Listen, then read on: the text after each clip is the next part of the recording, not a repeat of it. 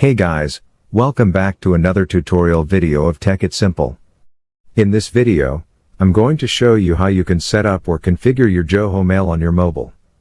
So without any further ado, let's dive right into this exciting video.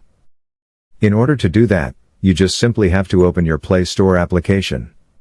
Now, after opening the Play Store application, you just have to click on the search button at the top. Search for the Zoho Mail application there. After doing that, you just simply have to select the Zoho Mail email and calendar application with the blue and yellow logo. After clicking on that, just simply click on the install button here. Depending on your internet connection, your Zoho Mail application will successfully be downloaded onto your mobile device. Now, after successfully downloading the Zoho Mail application, you just simply have to open the Zoho Mail app. Then, you can get the option to sign in with Google, or you can create an account if you don't have one. Just simply select the option which is suitable for you. Now, you just simply have to enter the password for your account and click on the Confirm Password option.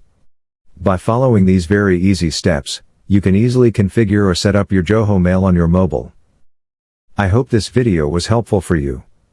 If yes, don't forget to like, share, and subscribe to the channel to never miss another update. Thank you for watching the video.